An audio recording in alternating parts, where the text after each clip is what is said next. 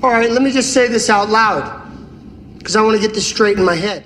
Do you remember 2012, 2013, 2014, the days of James Holmes, Aaron Alexis, Myron May, all these different cases of people that were being attacked with voice of God weapons and all that jazz? 2 weeks ago, before Nashville, I released 2 videos, gaslighting trans person with voice of God weapons, and part 2, trans person and voice of God weapons, where I show some trans person at a fast food restaurant hearing a voice that was saying something that the people didn't say and getting very angry. If you haven't seen it, watch it. Well, right after that, Nashville happened, where a trans person came in and shot up a school. Well, I was just online looking around and I found something really special. In Portland, a 117-year-old church has been burned down by a trans person. Yep, a trans person burned down the church. Now, you're ready to go to civil war with these people, right? It is irritating. But who is really doing this and who is really to blame? You need to think. You need to think. All of this is happening. Every one of these people, including the Boston bomber had 3 voices attacking him after the FBI had visited him, and all they did was put him down and belittle him. Really demeaning shit. 3, the mental health narrative. They're trying to take over with the mental health narrative. The mental health narrative will wipe out rights, it will wipe out guns, it will make the Patriot Act look like fucking cosplay. So the church burner's name is not a black metal guy, it's Cameron David Storer. A trans woman known as Nicolette Fate was arrested following an investigation by Portland Fire and Rescue Investigations Unit.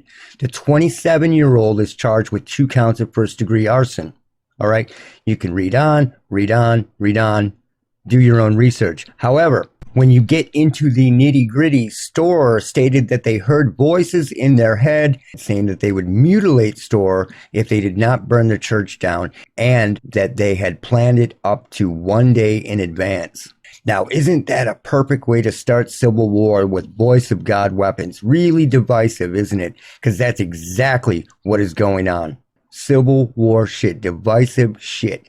But it's not the person is being tortured to do this. Now, I'm not a big fan of these people, but if it's happening to somebody, it's happening to somebody, and this is what's going on.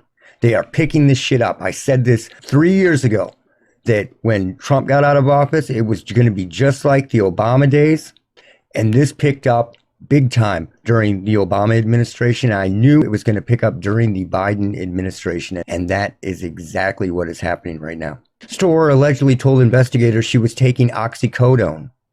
Really? So oxycodone is going to make people hear voices now? People need to think. Are you sick of this? I am so sick of this. This is being used everywhere. Pay attention and you will see it everywhere. So it was average people before, smart people, criminals, a wide spectrum of people.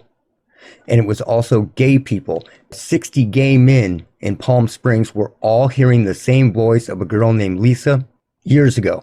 And now all these trans people are being targeted to try to instigate a civil war. This is what you're going to see over and over and over. Easy targets. And they believe it. When they believe this mental health narrative, they totally buy this bullshit. You need to be smart about this and think. I have told people over and over that this is a weapon of war, and I wasn't fucking around. This is exactly what they're doing. They see this as their in.